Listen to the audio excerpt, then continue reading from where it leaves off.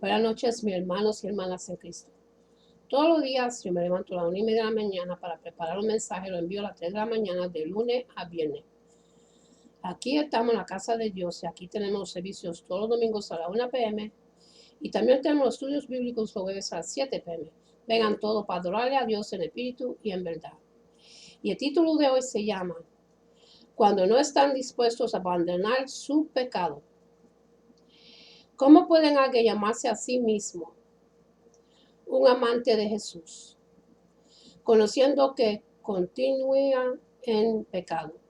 Como seguidores de Cristo, declaramos que somos libres del poder del pecado. Testificamos que la cruz nos ha redimido total de la esclavitud a la iniquidad.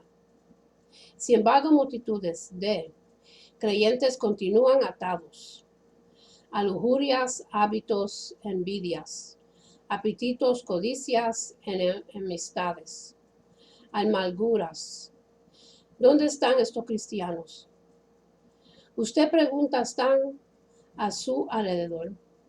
Los encuentra adorándole en las iglesias cada domingo. Levantan sus manos en alabanza a Dios por ser liberador.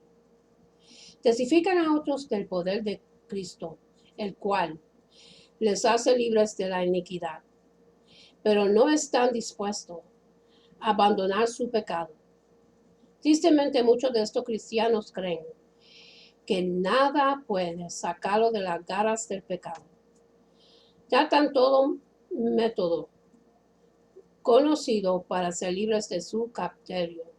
Ninguna cantidad de oración, consejos o sermones redarguyentes parecen ayudar. El pecado en ellos se enreda a sí mismo alrededor de sus corazones como una serpiente, hasta que toma control total de su vida y termina llevando en ellos una carga azotante de culpa y condenación. Pablo pregunta, ¿qué pues diremos? ¿Perseveremos en el pecado para que la gracia abunde? De ninguna manera. Porque lo que hemos muerto al pecado, como viviremos en él.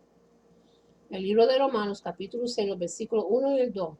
Pablo se pregunta, ¿hemos recibido tan increíble bendición en Cristo? Hemos sido bautizados en el sepulcro y resucitados con él, conformados con la imagen de su muerte. Entonces, ¿cómo podemos continuar en pecado? El hecho es, mientras más tiempos consentimos el pecado que nos acosa, más fuerte se aferre de nosotros, en un cáncer que se ramifica por todo nuestro ser, contaminando todos nuestros pensamientos y acciones. Su podrido poder causa destrucción en todas las áreas de nuestras vidas, desde nuestro caminar con Cristo hasta nuestras relaciones y cada cosa que tocamos. Además, el pecado nunca muere por sí mismo, sino es desrasgado y destruido. Toma posesión del trono de nuestra vida. Primero afecta su conciencia, causando la pérdida del discernimiento.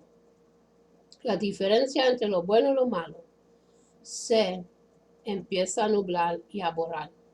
Entonces la voz del pecado gana su oído. Lentamente empieza a justificar su lascivia, aún dándole argumentos espirituales para apoyarla. Finalmente, usted desarrolla una resistencia contra las predicaciones y no responde ya más a la convicción del Espíritu Santo. Sin embargo, la promesa del nuevo pacto de Dios de romper todo cautiverio y hacer libre a todo prisionero es solo para a aquellos que están cansados de su pecado. ¿Por cuál razón el Espíritu Santo derrama su poder liberador en alguien que no ve su pecado como un asunto serio? Si piensa que el Espíritu Santo lo vas a liberar de su pecado, sin su total cooperación, está equivocado. Dios detesta a todo cristiano que se sienta a disfrutar su concupiscencia mientras espera por la liberación del Espíritu Santo. Esta enseñanza no solo conforma a los cristianos en su pecado, sino que también falsifica el nuevo pacto de Dios. ¿Qué le dirá Jesús cuando te encuentres ante él? ¿Qué excusas le darás por estar adherido a una raíz de amargura, de envidia, de sensualidad, de un hábito pecaminoso? Le dirás, Señor, no sabía que tomarás tan seriamente este pecado. Piensas que serías paciente conmigo, que en esto tu gracia sobreabundaría sobre mí. Siempre ha creído en la promesa de tu nuevo pacto. Simplemente me mantuve esperando que el Espíritu moviera el pecado de mí. Amado, nuestro Señor viene pronto y este no es tiempo de jugar con su pecado. Por cuanto todos pecaron y están destituidos de la gloria de Dios. El libro de Romanos capítulo 3, versículo 23. Usted necesita preguntarse a sí mismo, ¿por qué continúo en mi pecado? ¿Por qué todavía me tiene arraigado este demoníaco cautiverio? ¿Por qué no soy libre? Muchos cristianos hoy no han tenido el temor de Dios plantado en sus corazones por el Espíritu Santo. El escritor de Proverbios declara, con misericordia y verdad se corrige el pecado. Con el temor del Señor los hombres se apartan del pecado. Con el temor del Señor los hombres se apartan del mal. El libro de Proverbios, capítulo 16, versículo 6.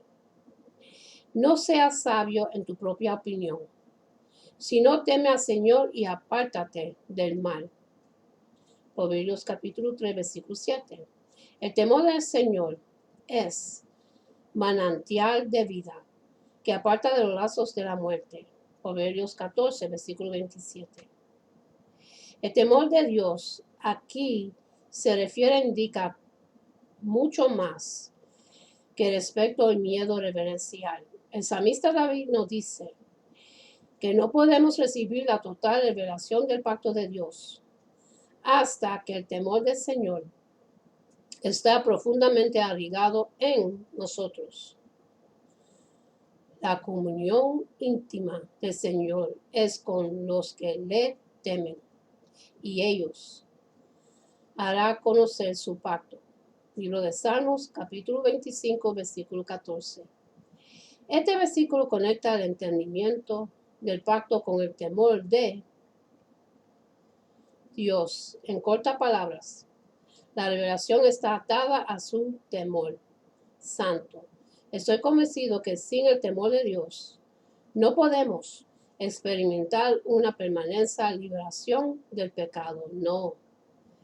Obstante, en muchas iglesias el temor del Señor ha llegado a ser una material tabú.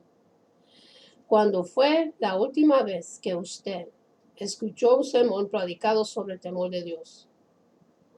Una razón para esto es que la tolerancia de esta sociedad ha invadido la casa de Dios. En años recientes el término gracia se usa como cubierta para el pecado. Como el salmista escribió, la maldad del impío me dice al corazón, no hay temor de Dios delante de sus ojos. El libro de Salmos, capítulo 36, versículo 1. Más hay ministros corruptos invitan ciertos pasajes relacionados dados con el temor de Dios. Usualmente predican usando los siguientes versículos, porque no nos ha dado Dios espíritu de cobardía, sino de poder, de amor y de dominio propio. El segundo de Timoteo, capítulo 1, versículo 7. En el amor no hay temor, sino que el perfecto amor echa afuera el temor. Primero de Juan, capítulo 4, versículo 18. Pues no habéis recibido el espíritu de esclavitud para estar otra vez en temor. Romanos, capítulo 8, versículo 15. Estos son maravillosos pasajes, pero se refieren al tener temor del hombre o de Satanás, no al temor de Dios. La misma palabra usada como temor en estos versículos es también usada en el libro de Hebreos. Así que podemos decir confiadamente, el Señor es mi ayudador, no temer lo que me pueda hacer el hombre. Libro de Hebreos, capítulo 13, versículo 6. Creo que Dios tiene que cumplir un cierto trabajo en nosotros antes de que podamos reclamar cualquier promesa del pacto. ¿Cuál es este trabajo precedente sobre el cual dependen los otros? Jeremías nos dice, y pondré mi temor en el corazón de ellos para que no se aparten de mí. Jeremías, capítulo 32, versículo 40. El trabajo precedente del pacto de Dios es poner su temor en nuestros corazones. Jeremías está hablando de la provisión del nuevo pacto de Dios, no del antiguo. Y Dios nos dice aquí, como ser realizado el primer trabajo del pacto, pondrá mi temor en el corazón de ellos. Nos está permitiendo saber que no podemos por nosotros mismos producir un temor santo. No podemos obtenerlo por medio de las personas que extienden sus manos sobre nosotros o por manipular nuestra carne. La única manera en que ese trabajo santo se cumple en nosotros es si el Espíritu Santo lo lleva a cabo. Dios no dice, yo haré cosas maravillosas en nosotros. Enviar mi propio Espíritu a ustedes, que habita en vosotros, y les dar un nuevo corazón. Él les llena de poder para mortificar y hacer morir los actos de la carne. Y Él les guía a una libertad total del poder del pecado. Finalmente, Él produce en vosotros el querer y el hacer mi buena voluntad. Pero hay un trabajo que mi espíritu debe hacer antes de cualquier otro. Podrá en ustedes un temor santo concerniente al pecado. Entonces ustedes no querrán dejar mis mandamientos, a menos que no tengan mi temor en vosotros. Vuestro pecado siempre los aleja de mí. Simplemente, el Espíritu Santo cambia nuestra manera de mirar a nuestro pecado. Él sabe que mientras continuemos tomando nuestra concupiscencia livianamente, nunca seremos libres. Haz que Él nos muestra cuán profundamente el pecado agravia y provoca la ira de Dios. ¿Cómo hace esto el Espíritu Santo? Él usa la palabra convincente de Dios, la penetra espada de la verdad santa. Si estás cansado de tu pecado y anhelas ansiosamente caminar en rectitud, entonces prepárate. Dios te lanza flechas evangélicas de convicción en tu corazón. Estas flechas buscan en cada área escondida de tu corazón y sacar a la luz toda concupiscencia, y una vez dan en el blanco, sentirás la llama de la verdad quemando profundamente en tu conciencia. Muchos cristianos carnales tratan de ignorar la culpa que produce las fechas convincentes de Dios.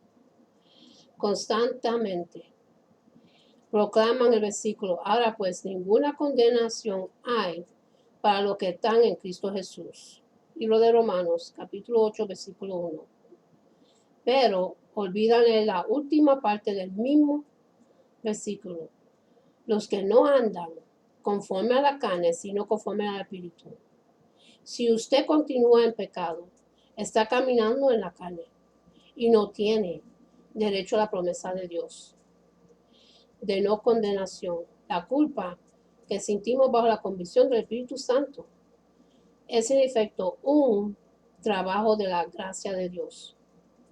Esta culpa saca a la luz la falsedad del pecado en nosotros. Por lo tanto, deberíamos pedir el Espíritu de Dios que continuamente llene nuestras conciencias de culpa, temor y condenación del pecado hasta que lo máximo de la pecaminosidad sea completamente expuesta. Muchos cristianos no se dan cuenta del terrible peligro en que se encuentra cuando continúan en pecado. Solamente las flechas ardientes del Espíritu Santo pueden despertar sus almas al temor santo que necesita para deshacerse del pecado. Dios considera las lujurias y pecados escondidos en los cristianos más perversos, peligrosos y odiosos que los más viles demoníacos, pecados al descubierto cometidos por los inconversos. Muchos creyentes piensan que sus pecados escondidos no son serios simplemente porque no los practican abiertamente. Pero Dios ve el corazón y el pecado que Él ve dentro de peor que el de los pecadores perversos.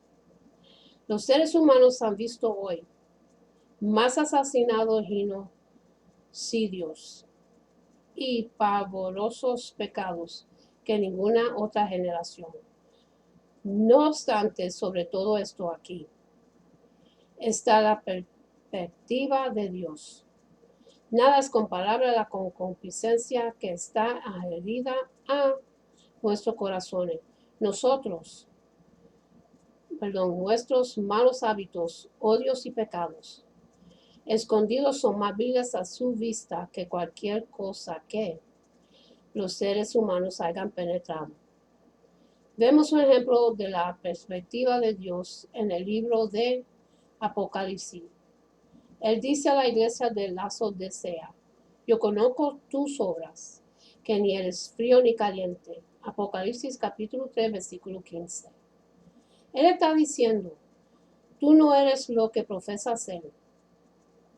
Te dice a ti mismo: no necesito de nada, pero yo te digo, eres tibio. Cualquiera te ve como íntegro y próspero. Pero yo veo tu corazón y sé que el cielo que una vez tuviste por mí se ha secado. Proverbios nos dice: sobre todas cosas guardas tu corazón, porque de él mana la vida. Apocalipsis capítulo 4, versículo 23. Asimismo, porque un hombre, ¿cuáles son sus pensamientos íntimos, su corazón? Tal está en el versículo 23, capítulo 7. Estos versículos son agudas flechas del Espíritu Santo. Hacen pedazos nuestros corazones, diciéndonos: tú no puedes huir de la vista de Dios. Cada cosa que has escondido secretamente en tu alma ser manifestada. No importa ni si actas o no sobre esa cosa, Dios no pasar por alto vuestra secreta lascivia. Mientras más tiempo pases en pecado, más peligro estás de endurecer tu corazón. Mirad, hermanos, que no haya en ninguno de vosotros corazón tan malo o incrédulo, que se aparte de Dios vivo. Antes bien, exhortaos los unos a los otros cada día, entre tanto que se dice, para que ninguno de vosotros se endurezca por el engaño del pecado. El libro de Hebreos, capítulo 3, versículos 12 y el 13. Quizás alguna vez su corazón tembló al escuchar la palabra de Dios, se derritía cada vez que escuchaba un sermón lleno de fuego, el cual estaba dirigido especialmente para usted.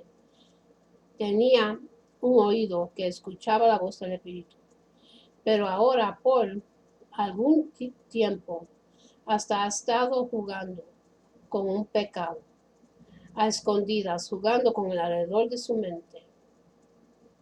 Y ahora, debido a que el pecado ha producido el engaño deseado, usted puede permanecer inconmovible ante cualquier sermón. No importa lo ungido que sea. Si usted tuviera un temor santo, ese temor le revelaría que su corazón se está endureciendo. Poco a poco se dará cuenta de que cada día a día usted continúa consintiendo el pecado. Está más cerca de cauterizar su conciencia, sin embargo. Día a día su pecado le hace menos y menos obvio, pronto terminar completamente ciego, con una falsa paz, y finalmente su pecado se derrama sobre los límites que usted ha establecido, fluyendo caprichosamente por todo acto diabólico. Si continúa en pecado, enfrentará la vara de Dios. El salmista escribe lo siguiente acerca de una de sus promesas del primer pacto de Dios: si dejarán sus hijos mi ley y no anduvieran en mis juicios, si profanarían mis estatutos y no guardarían mis mandamientos, entonces castigará con vara su rebelión y con azote sus maldades. Pero no quitar de él mi misericordia ni faltar a mi fidelidad. No olvidar mi pacto ni mudar lo que ha salido de mis labios. El libro de Salmos, capítulo 89, los versículos 30 hasta 34. Nos regocijamos cuando leemos las maravillosas palabras del nuevo pacto. Dios promete nunca mover de nosotros su cariño y misericordia. No importa cuán bajo caigamos, pero muchos creyentes pasan por alto la seria advertencia de este pasaje. Si olvidamos la ley de Dios y rechazamos guardar su mandamiento, Él visita nuestras transgresiones con su vara divina. Simplemente no hay manera de ablandar esta palabra. Dios nos está diciendo claramente: si continúas en pecado, yo trataré con esto severamente. Te observé y te perdonar, pero tomar venganza sobre tu pecado, y tú sentirás mis azotes sobre tu espalda. La Biblia nos dice que a quienes el Señor ama, los corrige. Vemos esta verdad en la vida de David. Considere cómo el Señor trató con este hombre, un servidor fiel que disfrutaba del favor de Dios. En un punto de su vida, David pecó terriblemente, justificado y manteniendo el acto en secreto por meses. Finalmente Dios dijo: suficiente, y envié un profeta a exponer el pecado de David. Natán usa una análoga para hacer pedazo toda excusa que David pudiese tener, hasta que finalmente el rey admitió: he pecado, soy culpable. Pero simplemente admitir el pecado no es suficiente. Dios no solamente expuso el pecado de David, También dispuso su divina vara sobre las espaldas de su siervo. Por supuesto sabemos que el Señor siempre aplica su castigo en amor, pero la vida de David nos muestra que sentir el castigo de corrección de Dios no es una cosa liviana. Los azotes que ellos implican son dolorosos y agonizantes, y a menudo el castigo no cae sobre solo nosotros, sino también sobre nuestros amados y quienes están más cerca de nosotros. Considera los resultados directos del pecado de David sobre lo que le rodeaba. El hijo ilegítimo que tuvo con Betsabé murió. Miles de soldados israelitas murieron en batalla. Trajo escándalo a su país, haciendo el Hazmerel de Israel ante los ojos de sus enemigos. Y como si esta agonía no fuera suficiente, David sufrió un interminable dolor por su pecado. Perdió el trono de Israel en las manos de su hijo rebelde Absalón. Fue buscado como un animal salvaje por el ejército de Absalón. Tuvo que huir al desierto ante la persecución del hijo que tanto había amado, y lloró inconsolablemente cuando Absalón fue asesinado. David sabe que todo esto pudo haber sido evitado.